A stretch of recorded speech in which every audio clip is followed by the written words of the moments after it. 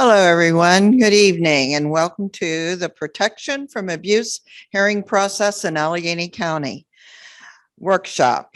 My name's Patty Horvath. I'm the director of the Allegheny County Law Library, and we want to welcome you here. We are hosting this workshop as part of our mission for equal access to justice and community outreach programming for the residents of Allegheny County and surrounding areas.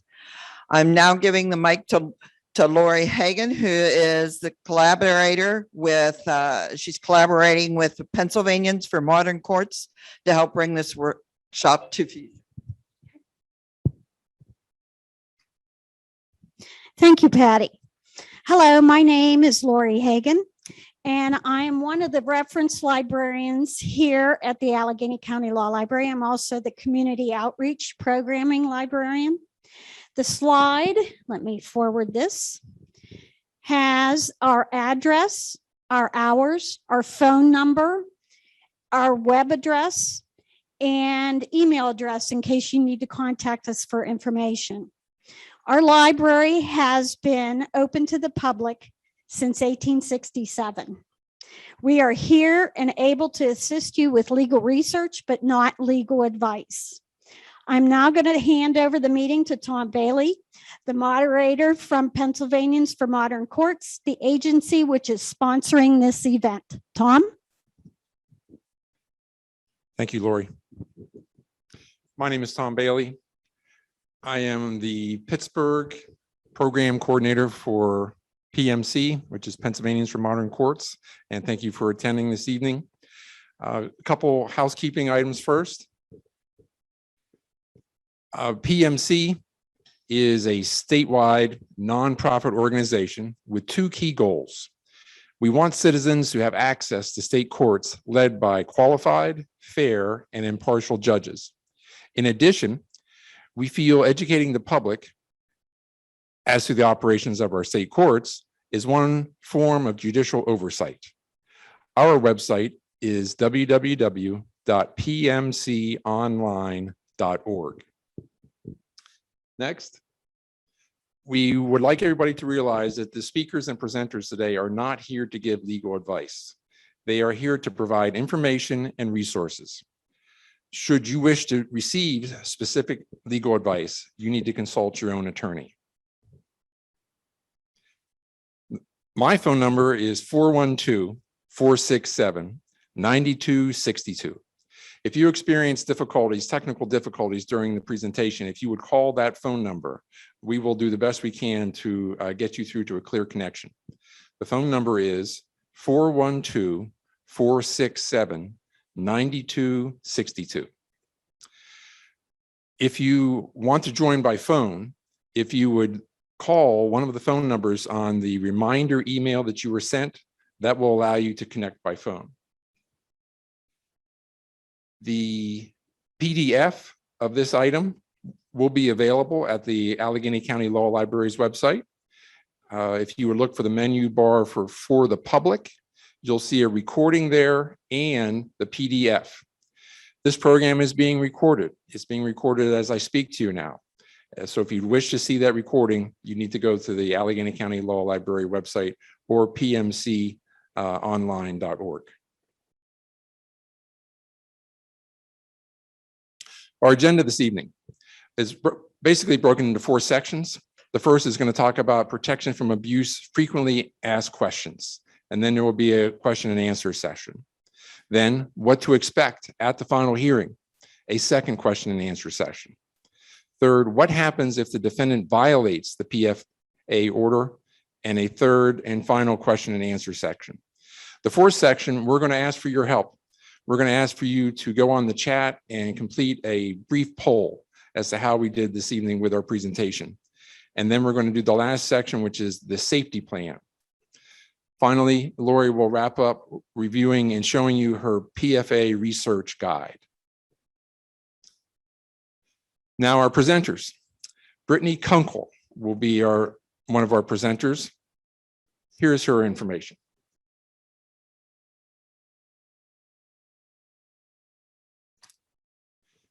Next will be Beth Keenan. Thanks to both you ladies for coming this evening. And finally, Dan Hargreaves. Thank you, Dan. Thank you.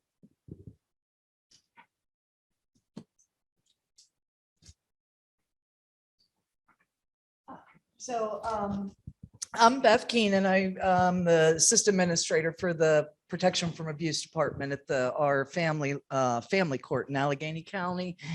And I want to start to cover the section and go over just what is a PFA order, a little bit of the law behind the PFA, and where somebody could get a PFA order in Allegheny County, and a little bit of the process to do that.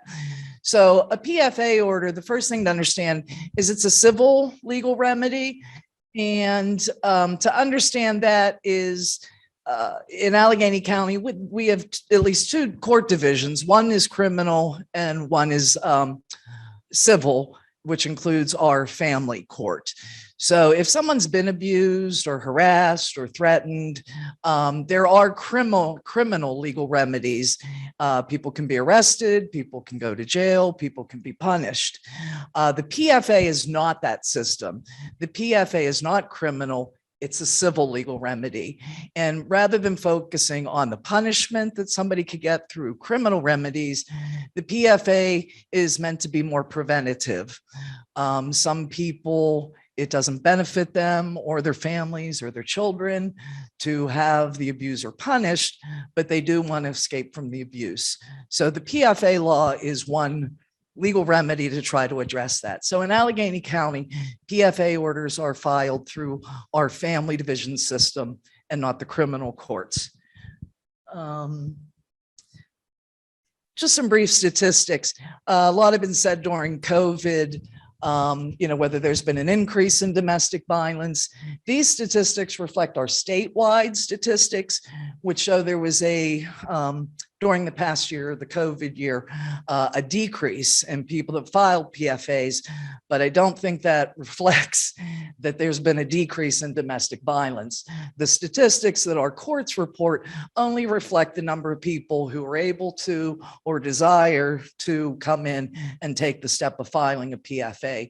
If you to hear from the domestic violence agencies, I think they've all seen an increase in domestic violence during COVID, and that's reflected, through the calls to their hotline and people trying to access their services.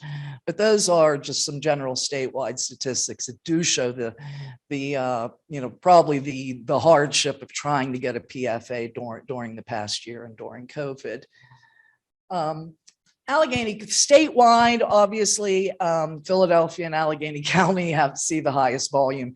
Philadelphia certainly has a lot more than Allegheny County, but we're the second highest volume in the state. That translates to, we've averaged over the past, many years, probably about 4,000 people a year coming in to file for PFAs. Not all those people take the step to file a PFA, but that's the amount of people that come to the court, seeking either information or seeking to file. This past year, we have some statistics, and our stats sort of normalized after a few months into COVID. So this is a pretty accurate reflection for the volume we handle. Our lower months, you might have 200 or so people coming in, and our higher months in the summer, when kids are out of school, we can average, in the 300s. So that's sort of an overview of the volume. Who can get a PFA? The law specifies really two things. The first thing the law goes through is different definitions of abuse. So there's all types of abuse that people can suffer. There's emotional abuse, financial abuse, verbal abuse, a lot of controlling behavior. The protection from abuse law focuses on specifically physical abuse that can affect somebody's physical safety. So there's 5 definitions of abuse listed here.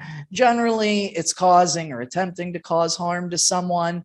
I'd point out they don't have to actually have suffered harm. It's enough that it's attempted. You might, punch a wall beside someone's head or physically intimidate them. It doesn't have to be intentional. It could be reckless. So, driving fast in a car and maybe wrecking the car, it doesn't have to be intentional or actual harm. It covers definitions of sexual assault, and both those definitions, all these definitions actually would apply to adults as well as children in the household. The broadest definition includes putting someone in reasonable fear of imminent serious bodily harm. That actually was the last, that wasn't always a definition included in the law. Prior to that definition being added, the law required actual physical menace, of sort of a face-to-face confrontation with some sort of, physical intimidation. This really broadened the law and really opened up, access to victims, and it obviously would cover the verbal threats, threats by phone, text, social media. We have all those things now. Stalking is a definition of abuse, and that can be 2 or more acts meant to, cause someone to fear for their physical safety. Listed here is kidnapping or extreme control. That also falls under a definition of false imprisonment. And it's not necessarily the extreme, tying somebody up and restricting them. It can be more moderate things, just somebody not feeling they're able to get up and leave a room, or to stand up to get off the couch. It could be taking somebody's phone and destroying it, not letting them call the police. So there's those types of behaviors would be covered under these definitions. The second thing the law requires to get a PFA is it's only meant for certain situations defined by certain relationships. As I mentioned, PFAs are handled by the family court. So the people who would qualify to get a PFA is limited to family members. So if you're related by blood or by marriage, we have adult parents seeking PFAs against their adult children, minor children that are abused by their parents, siblings. It can cover in-laws, cousins, second cousins. We have all those situations. So anyone related by blood or marriage. And then the broader category where we see the most cases is intimate partner violence. And that's not limited. You can be married, you can be divorced for 20 years, you may have children together, you may not have had children together, you may have been on 2 dates with somebody. So any sort of, intimate partner relationship would be covered. What isn't covered by a PFA would be you couldn't necessarily get a PFA against your neighbor, or you couldn't get the old girl, the ex-girlfriend couldn't get a PFA against the new girlfriend, co-workers or roommates. That's not to say that there's not help out there for those situations. The help is available through the criminal system if you're being harassed or threatened by a neighbor or a roommate. So the PFA is focusing, on those family relationships. What a PFA can grant. So assuming you meet the definition of abuse, and assuming there's the appropriate relationship that gives you standing to file, a PFA is a court order. A lot of people describe them as a restraining order. We don't use that term, but that's how most people understand it. And it's not addressing, like criminal, what's already happened. It's the order focuses on what's not to happen in the future. So the typical terms of a PFA are the judge can order the defendant not to abuse the plaintiff, not to harass, not to threaten, not to have contact with the plaintiff by any means. That can include the social media and the phone calls and texts, not to stalk the plaintiff. If the parties live together, in most circumstances, the defendant can be excluded or evicted from the residence that they live together in. It can prohibit somebody from going to where the victim works or goes to school. And then there's some other, can deal with weapons and prohibit the defendant from purchasing a weapon. And if they already have weapons, a big part of the PFA Act is it can seek that those weapons be relinquished to the police. There's some those are what we call the safety issues. There's some non-safety issues in a PFA that help people in domestic violence situations with some economic relief. So it's possible in a PFA to recover money from losses, lost wages, damages, hospital bills, moving expenses, relocation expenses, and most importantly, the potential to get temporary support for the children, for children or a spouse. In Allegheny County, people can access a PFA order 24 hours a day, 365 days a year. The first system that's available is an emergency PFA order. These are referred to as 24-hour PFAs or weekend PFAs or overnight PFAs. They can be issued by a magisterial district judge or a magistrate. People know that term more commonly. They are available overnight and on weekends and on court holidays when the court is closed. In Allegheny County, you could go to after 11 o'clock when it's in the on a weekday afternoon when it's too late to go through the regular business court process at the family court. After 11 o'clock, you could go to a local district judge and apply for an emergency PFA. In the evenings, weekends, and holidays, you could also go to the municipal court building, and they could issue a PFA to countywide to anyone in that jurisdiction. Those orders are only good until the family division reopens. So they're good through the close of the next business day. It's not required that people get an emergency PFA before coming to family court, but it's an important option for people who have those emergency situations at night when our court is closed. That's a photo of the municipal court building. If you're from Allegheny County, it's on 2nd Avenue next to what's still commonly referred to as the new jail, although it's not so new anymore. And there's a parking garage. It's between the jail and a parking garage, so it's somewhat convenient. The next step then to start the full PFA process at family court is we take anybody can come in between 8 in the morning up until 11. That's sort of an early cutoff, and we hope to extend those hours. The reason for that cutoff is the length of time it takes to get through the process and the volume that we can experience. But anybody that can come in before 11 o'clock won't be turned away and can get through the process that day. It involves filing a petition. You will have a court hearing before a judge and give testimony, and the judge will review the allegations.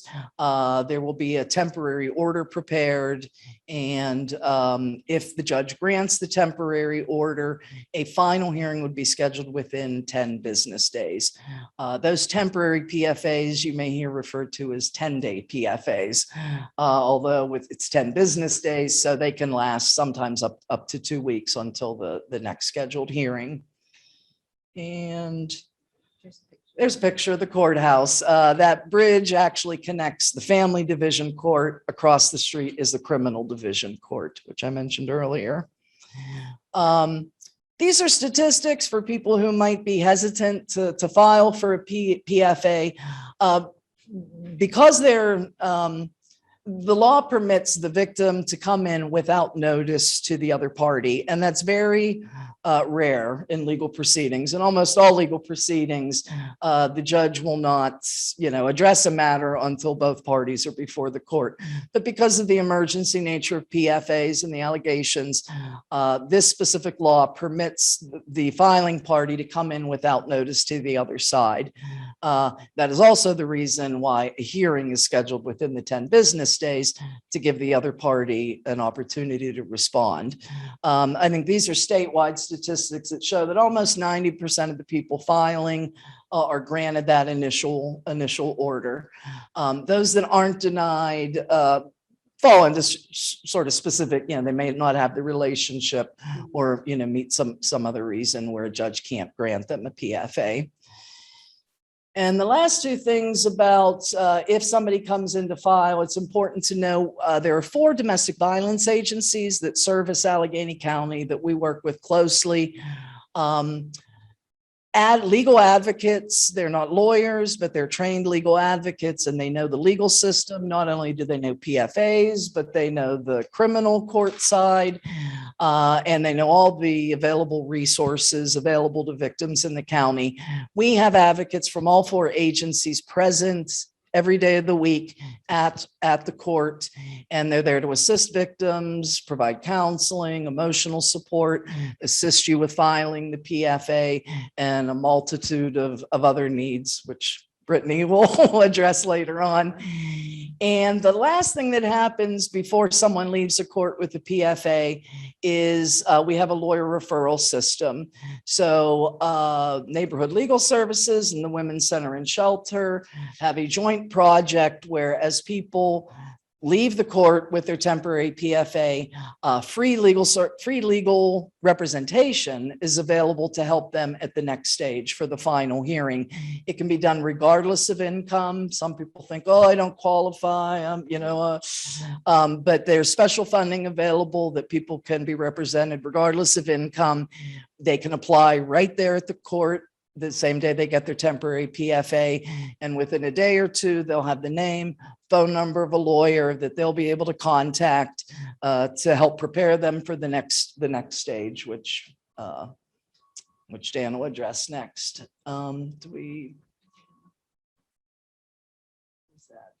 I think we talked about that. That slide was just, does the defendant know they're filing? They don't know when the person files. However, once the temporary PFA order is issued, a hearing is scheduled, and between during the next week or two prior to the final hearing, the victim's given instructions to work closely with the police department, the sheriff's office, local police departments to have the defendant personally served with the order. Once the defendant served with the order, then they could be arrested if they violate the order. And when they're served, it also notifies them of their opportunity to respond and have their day in court at the next hearing. So I think, are there any questions? For procedure? Oh, I'm sorry. What if a PFA plaintiff has kids but has to go to court? What do they do? So that's a good question, and that's not uncommon. It's not the nicest experience to spend a couple hours at court, but for those, so, our first suggestion would be, if the kids don't need to be there, that's probably best. But certainly a majority of our people, need to bring the children with them. There is a no cost children's playroom run in the first floor of our building. They can check the kids in. It's secure. The only person that signs the kids in is the only person that can sign the children out. They're given a beeper so that while they're up on the top, upstairs filing, the children's room can reach them if they're needed. Some children can't go there because they're sick. Some people don't want their children to be there and out of their sight. So we have a supplemental children's playroom within the PFA department. It's not as nice as the one downstairs. It's not supervised, but it is an area where while the plaintiff is filling out her paperwork and being interviewed, the children can be right next door in where they can see each other through a glass partition, and the child could watch a video or, play with some things while they go through that process. And the same would apply when Dan talks about people showing up for the next hearing. Obviously, children have to be there, and that's also, those options are available to them. If they're in a criminal court system, there's also playrooms in those courts as well. there's no other questions, we'll move on to what to expect at the final hearing. I think Dan's gonna handle that. All right, good evening, everybody. My name is Dan Hargreaves, and I'm a managing attorney with Neighborhood Legal Services. My particular office will handle a bulk of the cases that come through on any given day for their hearing. So it is a rather busy floor in the courthouse because as you are coming back for your hearing, you're going to have a new batch of folks also filing their PFA that day. I must say I've practiced in several counties, and for my 2 cents, Allegheny County is by far the best one set up to handle that sort of reality, as we do have separate waiting areas for everybody as they check into court. So the plaintiffs, the victims, will be waiting in the back, and the defendants will be waiting in a more of a common area right off the elevators of the floor. So right there, we have a pretty good foundation for kind of setting up for the day. We have separate spaces for people, and that's important. My staff will be, as well as the other attorneys present, including those from Brittany's office, will be kind of buzzing around in between those 2 areas, trying to resolve what we can. It is a long day in court. That's one thing that we do have to tell clients. I understand the paperwork says 9 a.m. The judge will not be hearing us at 9:30. In fact, in Allegheny County in particular, we're very geared towards trying to resolve cases. And I don't know how many nuances we really have time for this evening for this discussion, but I'll try to cover the basics, try to give anyone listening out there a fair set of expectations. So when you do check in at 9 o'clock, we basically have a 10 o'clock cutoff time. That's when we kind of call ball game. If somebody has been served and they're not there, we will enter default orders against them. Because as Beth has already mentioned, this is a very unique legal animal we're dealing with. Somebody was able to go into court, just say their side of the story without having the other side chime in. And 90% of the time, they will be given a tentative protection order, a 10-day order, if you will, just on their word alone. But the trade-off is we're going to have that hearing where the other side is invited to court pretty quick. I'd like to tell clients, as far as legal proceedings go, this is greased lightning. Like 10 business days, and you have to provide evidence, you have to line witnesses up. This is moving at a very breakneck pace, but that's the trade-off for getting your temporary order that first day you went to court. Because now, in fairness, the defendant now has his or her chance to say their side of what happened, to defend themselves. If they are served that paperwork, though, and they do not show up, we will try to process a default order and get folks out of there as soon as possible. That way we are clearing some people out of the 3rd floor of the courthouse so that then we can focus on the cases that will need more attention as the day goes on and perhaps go to a hearing. There are a couple of different options to resolve a case if the defendant does show up. Quick side note, the defendant is required to provide paperwork to the court ahead of the hearing date in order to basically assert their position that they want their hearing. So today, for instance, I had a gentleman get served their paperwork. He showed up today, but he didn't file the paperwork to say that he wanted to have his hearing. That kind of put us in the driver's seat to say, well, we don't have to have the hearing today, sir. Is there something else we can work out? And we did work out something temporarily. If there are pending criminal proceedings going on, related to the allegations in the PFA process tends to defer to the criminal proceeding. So we will basically delay the PFA hearing to happen until after the criminal process is figured out.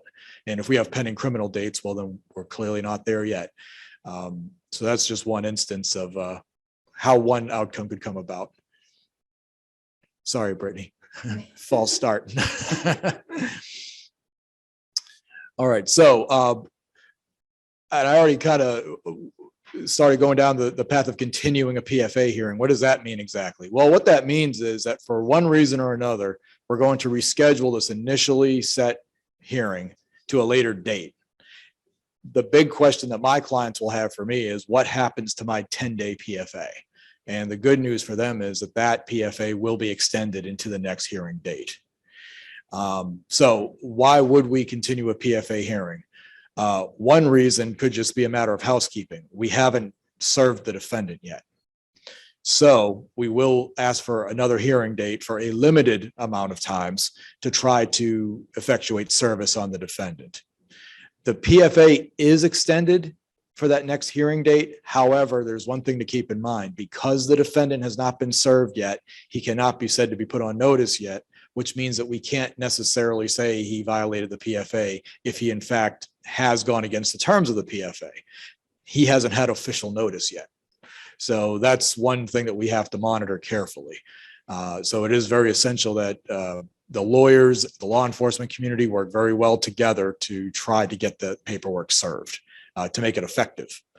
So that's one basis for continuing a PFA. Another continuance basis, I've already let the cat out of the bag. If there are pending criminal proceedings that are more or less running parallel to the situation in PFA court, PFA court will typically defer to the criminal proceeding if the defendant is insistent on fighting the PFA. If the defendant wants to cooperate and resolve the PFA in the meantime, though, that's absolutely fine. We can do that ahead of the criminal matter being resolved. Another common reason why we would continue a case is because the defendant is not ready. Again, greased lightning. He just got served legal paperwork and now he's in a courthouse facing a hearing. He has a right to counsel. He or she has a right to counsel. And he or she can invoke that right. The theory that I always operate under is a defendant and accused will always have the right to delay the PFA hearing, because in delaying the PFA hearing, that temporary order is extended. And that's one thing I have to explain to some plaintiffs that might be aggravated by that, that they do have a protection order still in place while the defendant is exercising his or her right to counsel, trying to get private counsel to come in and help him or her out with the defense of the case. We could also just agree to delay the hearing for many other reasons. Maybe a witness is not ready. Perhaps children, youth, and families is involved if there's children, and we need to hear from them before we proceed. So again, a big thing here is the temporary order is extended in all of those circumstances to assure the victim. Now, if and when we do proceed to a final hearing, this is where we start dealing with the judicial staff now. And in Allegheny County, again, resolution is a very big way to go. And we actually have, that's unique to Allegheny County, an option called a civil consent order.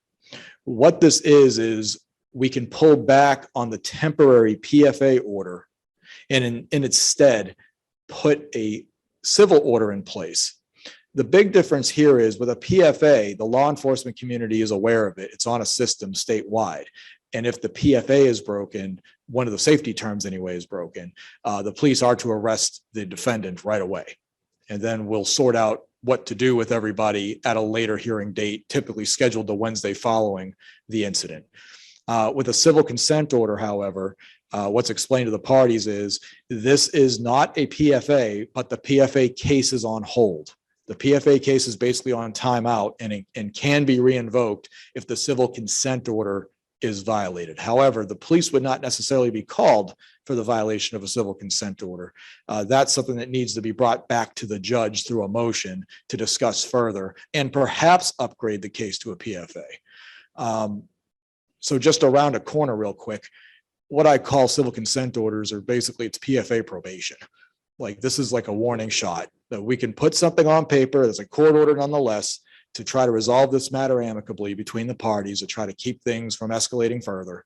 But lo and behold, if the civil consent order cannot be honored, we'll be right back here, folks, and we're going to be pursuing a PFA further, using the violation of the civil consent order as further evidence that a PFA is in fact needed. If the judge's efforts to try to conference with the attorneys and the parties to work out perhaps a civil consent order or a PFA by agreement, if that breaks down, then the hearing will occur. And when we go to a hearing, the plaintiff, the abused will go first. Okay, that is the plaintiff's opportunity to tell the judge, now with the defendant present, what happened. Yes, we have to do this again. And I understand that plaintiffs did this the first day they came to court, but that was on good faith without the defendant there. Now the defendant is here. Now we're having a full-blown legal proceeding. So yes, the case must be reestablished. The good news is an attorney like ones from my staff, from Brittany's staff, are available to assist with this, to help get the testimony out effectively. And also, very important part, to also help the client filter out the things that will not help a judge make a decision in a PFA court. Because with many of these intimate relationships, there's lots of stuff going on. But frankly, it's not going to help inform the judge as to whether or not a protection order is needed at the moment. So it's very essential that a client is properly educated in what exactly the judge needs to hear, so that the judge may make an educated decision on whether the protection order needs to continue in a final form. The maximum that can be issued is a 3-year order. Now, one thing that people need to understand when they go to a hearing, as they're negotiating a potential resolution, is a hearing is really putting this entire situation into the judge's hands. And if I don't warn my client of that, the judge will certainly do that for free, as they talk with both sides. And after the hearing, the PFA is either denied or is entered. And then if it is entered, the judge will then also determine how long that PFA will run. Again, it can run up to 3 years, but it could be 1 month. It could be 3 months. It could be 1 year. Who knows? All right. The judge has wide berth on what to decide to do with everybody after hearing everybody's side. Another thing that the abused might want to keep in mind is, while we can present evidence to support the PFA, the defendant has every right to defend him or herself in this legal proceeding, as well as get his or her own counsel. And that could be something that needs to be talked about on a case-by-case basis, as far as, what resolution can we have now? Basically the old, one in the hand's worth more than two in the bush kind of theory, just to kind of settle the waters for now, as opposed to risking it all at a hearing. So it's very case by case. And again, it's very important that you have an advocate on your side to help you out in determining what's the best course of action. We have some statistics here that are, I feel, rather eye-opening. What happens to a PFA case and this is across the state, correct? So this is a statewide synopsis of what happened in 2020. We had about 33,000 cases come through the door. We're responsible for about 10% in our county, if I remember the other statistic correctly. But anyway, as you can see, when you add up the top two categories, you come up with 48% of all cases filed. And in those 48% of instances, the plaintiff either failed to appear at their hearing or they decided not to go forward. So I would say that the 48%, half the cases are really decided by the plaintiff from the outset. Either I'm not going to proceed, or I'm not going to proceed, I'm not even going to show up. So that's very telling. And I think that also informs us, while we're crunching our numbers, there's a lot of stories out there that we're not aware of. There could be a lot of intimidation as far as why they're not showing up, things that we just can't get our hands on in a courthouse yet. So that keeps us busy, of course, and keeps us on our toes. Going down those stats, though, we do see that a final order is granted in a good amount, almost 20% of the cases. And those are cases that are going to hearing. And again, I'd like to think that's because the person has met with an attorney. The attorney has evaluated the case and said, yes, we're good to go. Let's go forward with this. This is something that I can work with in front of the judge. And the judges are very receptive to protecting folks. They take these cases very seriously if they think that there's abuse going on. And the judge, again, has that leeway of saying, I am going to grant a PFA, but then the judge can also balance the scales a little bit by determining the length of the order as well. That statistic is not taking that into account. I look at that statistic as just yay or nay, but I don't know what the yays look like. Okay, so it might be 3-year orders in there, it might be 3-month orders in there. So that could be a wide range.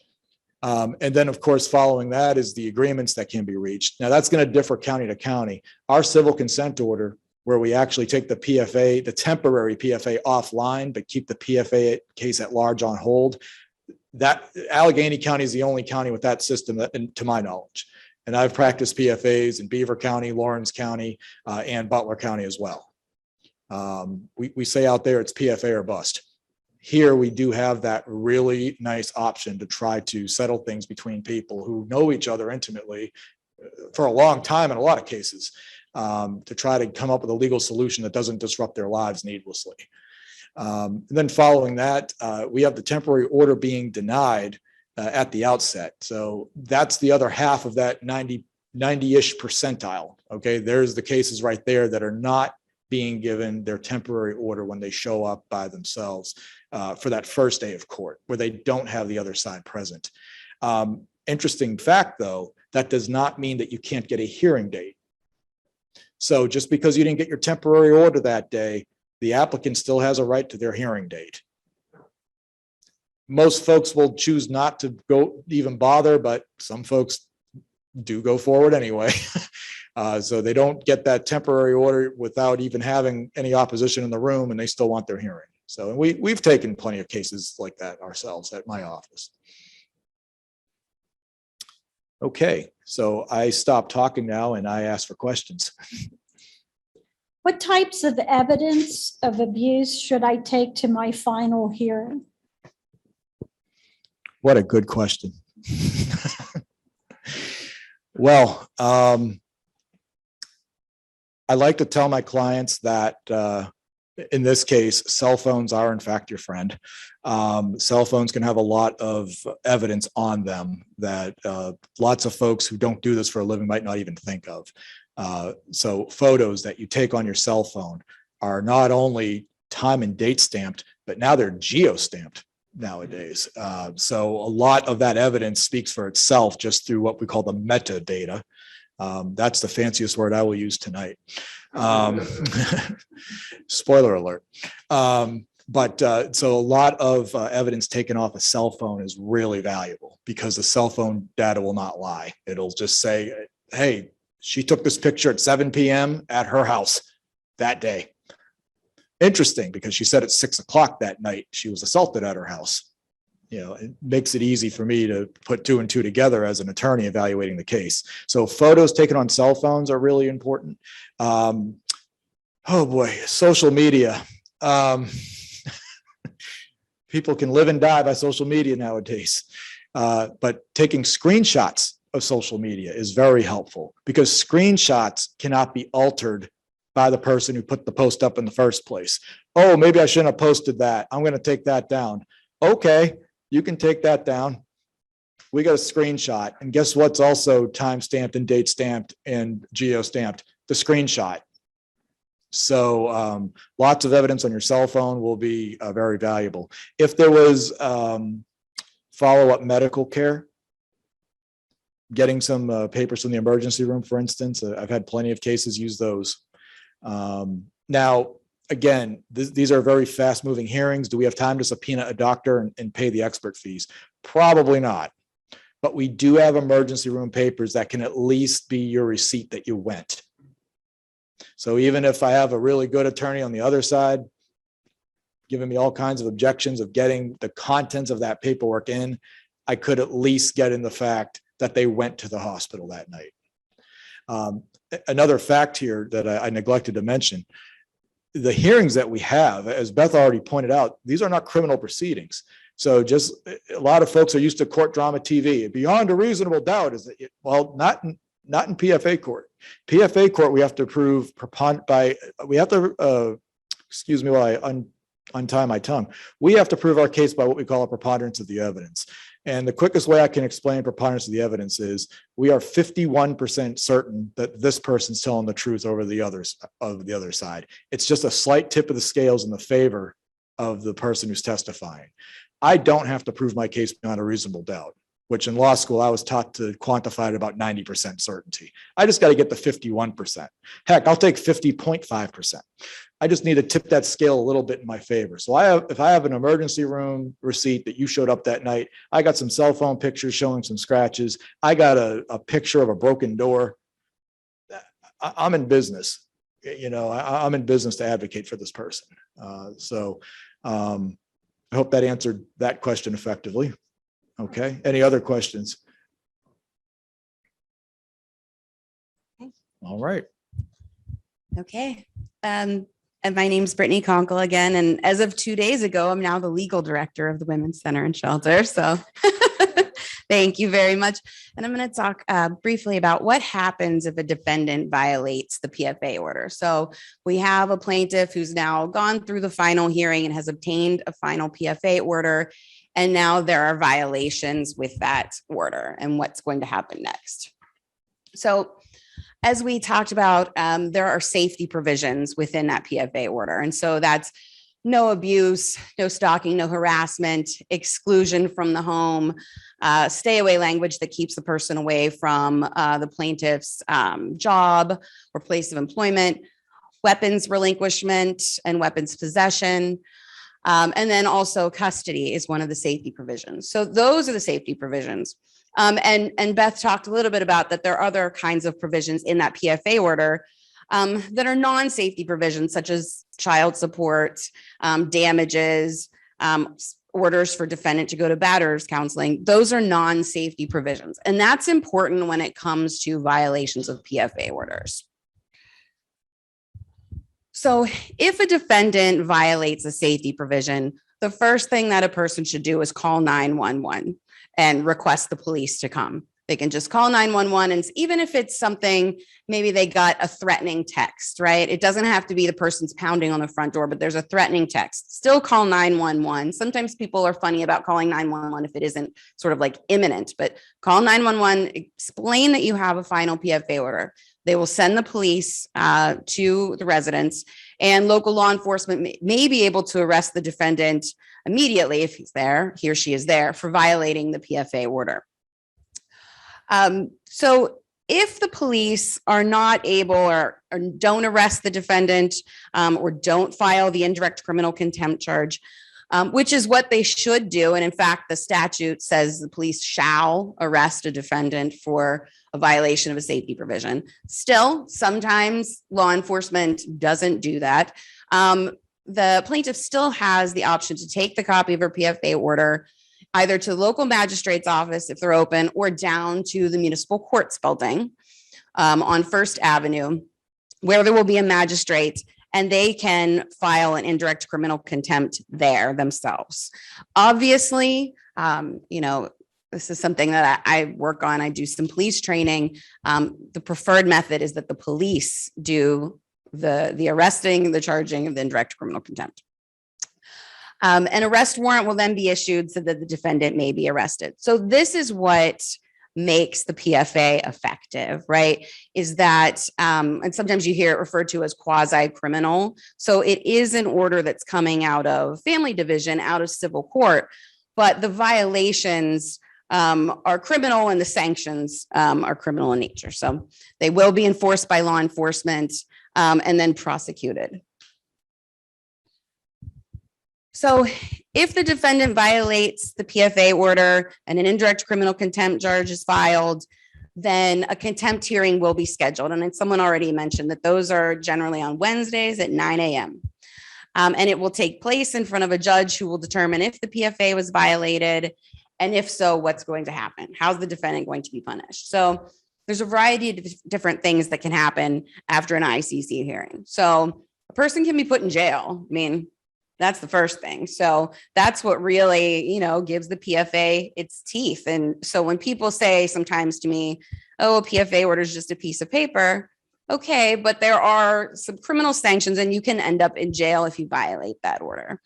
There can be a fine of up to $1,000, and then the PFA order can be extended even further. So after a violation, the judge can say, okay, I'm extending plaintiff's final PFA order for another year. So those are some things that can happen if a defendant violates a safety provision. If a defendant violates those non-safety provisions that we talked about, so support orders or to go to batterers, then in that case, then it's going to go through civil contempt. So a plaintiff would file a motion for civil contempt to schedule a hearing, and then there will be a hearing, a civil contempt hearing in front of a judge, and the judge will determine if that non-safety provision has been violated. The defendant won't be subject to being arrested or sentenced to jail. they may find them in contempt and order some kind of remedy. So is there any questions on indirect criminal contempt? And that's a very brief overview. I could go on and on about that, but it's very brief. If I have a PFA, Mhm. why might the police not arrest an abuser for violating a safety provision? Well, I'll tell you why. Poor training. That might be one thing. I have to be honest, right? Sometimes, I will say that City of Pittsburgh Police have been very good about that. They have a specialized DV unit now. But we also have about 130 police departments, I think, in Allegheny County with differing levels of staffing and differing levels of training. And sometimes the police that, these departments that only have 2 and 3 police officers, sometimes easier to say when there's other things going on, you can just go down to First Avenue and file the indirect criminal contempt yourself. Now, that is not a best practice. That puts the plaintiff at risk, because what happens if something happens to that person on the way down to First Avenue to file that indirect criminal contempt? And so really, it should be the police doing it, but that might be a reason why, or they might feel that there's not enough there to file an indirect criminal contempt. Maybe they'd feel that the violation wasn't threatening enough, but really they should be filing those indirect criminal contempts, obtaining the arrest warrant for violation of the safety provisions.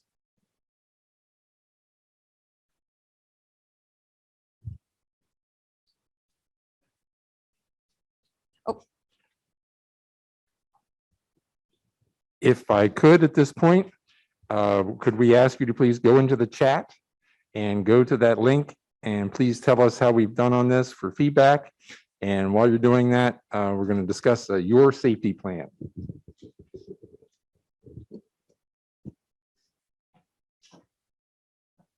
So I just, I work at the Women's Center and Shelter, a civil law project. We're kind of a incorporated law firm within the Women's Center and Shelter.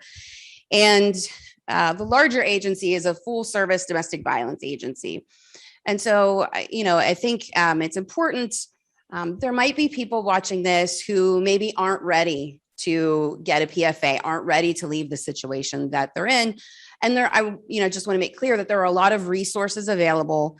The first one being the Pennsylvania Coalition Against Domestic Violence. That's the umbrella agency. And if you contact them, they will get you in touch with someone in your local area. There's also the National Coalition Against Domestic Violence. But locally, we have 4 domestic violence agencies: Women's Center and Shelter, Crisis Center North, and Crisis Center North is mainly handling the northern and western suburbs of Allegheny County. There's Center for Victims, which is the Mon-Yough area and Allegheny County, and then Alley-Kiski, which is the Alley-Kiski Valley and then northeastern Allegheny County. All of those domestic violence agencies have 24-hour hotlines that you can reach out to. I can speak to our agency. We just implemented during the pandemic texting and chat features because we realized that people were at home with their abusers and could not find the time or the space to be able to make a phone call to a hotline, but they could text. So we rolled that out early during the pandemic. So I, would just want everyone to be aware of those resources. Just a little bit about what we have with our program and services. We have, of course, 24/7 hotline. We have an emergency shelter. It's here in Pittsburgh. I can't give you any more details than that. We have an empowerment center where we have support groups and therapy. We've got a children's program that has counseling and behavioral support because children, as we know, in domestic violence situations, see a lot, hear a lot, and have a lot of trauma themselves. We have legal advocacy and civil law project, and we have an immediate needs coordination team that tries to help survivors of intimate partner violence with their immediate needs. Do they need to move? Do they need help getting a moving company? Do they need help paying their electric bill when the abuser, cut it off? So we do have that kind of thing. And I would just like to show everyone some pictures. So many of us will never be inside a domestic violence shelter, and if you're thinking that you might need to access these services, you might be put off at the idea of a shelter. You might be thinking this is going to be very institutional and dorm-like. So we like to provide some pictures just to see that we just went through a major renovation several years ago. So we tried to make it as homey and comfortable as possible with a huge communal kitchen and suites instead of like dorm rooms. So just to kind of put people's minds at ease. Sure, it's not like being at home, but we try to make it as nice as we can. So this is something that's come up, I think, in the last couple of weeks. You've probably seen the news story about the young girl who was rescued because she made a signal for help, which has been promoted on TikTok, which I'm not on TikTok. That's my age showing. But I think it's important that there are lots of teenagers and 20-somethings and many people that are on TikTok. And so these things have come up. And so there's this sign that's been created that says, "Help me." My focus here is, what should you do if you see someone doing something like that or mouthing the words, "Help me"? Okay. Domestic violence situations, first of all, I want to say, can be extremely dangerous. So you need to evaluate your own personal safety as well as the safety of the potential victim before you attempt to intervene. The safest bet would always be call 911. If you see someone who looks like they're in distress, who's signaling that they're in distress, call 911 and let the police know. As we all know, I can think off the top of my head, police that have been killed, intervening in domestic violence situations, it can be very dangerous. So I would leave it to the authorities if you see someone giving this kind of signal. But you should be aware that it exists. And I think that probably there's many people on TikTok who now know about it. So if you see it, I would suggest that you contact law enforcement. Okay. All right.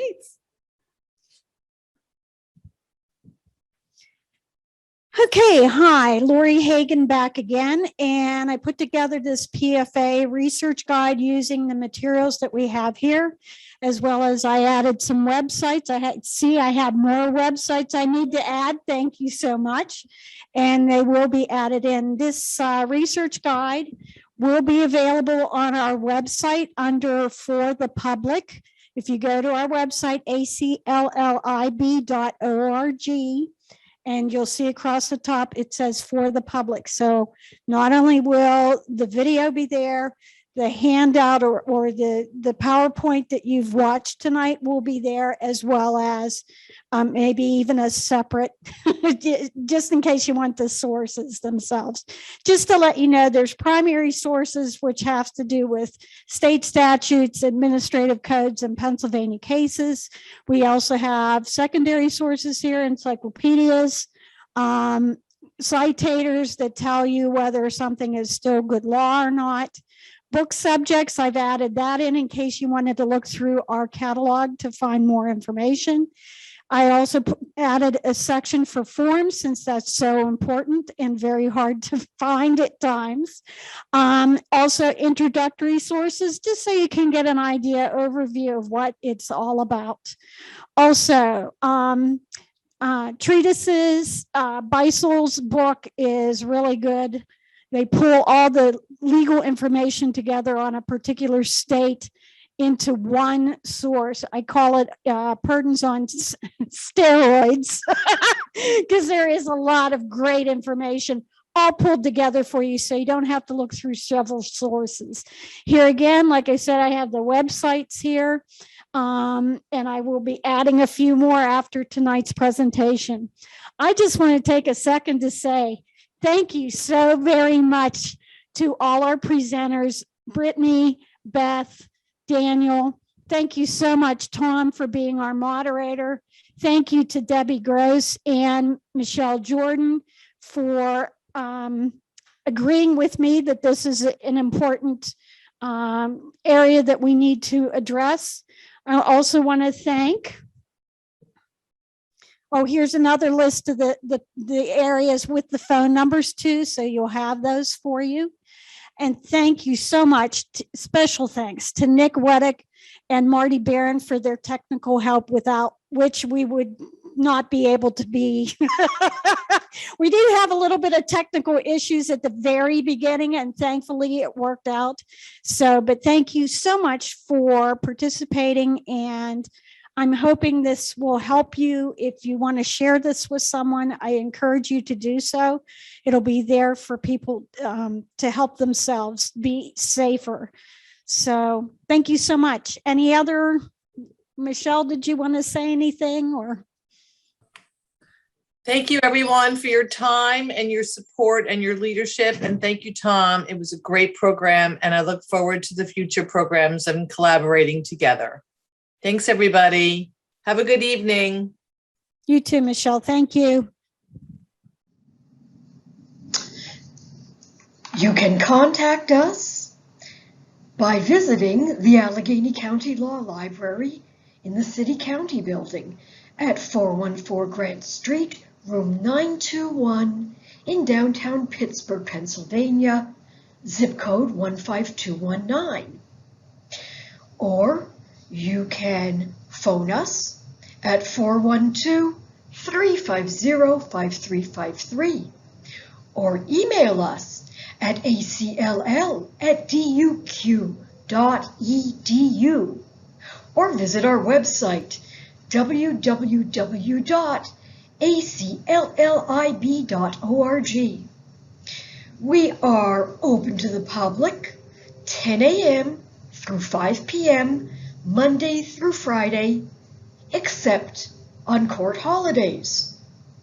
We strongly recommend making an appointment in advance of your visit to receive individual assistance from a librarian. We hope you have found this presentation helpful.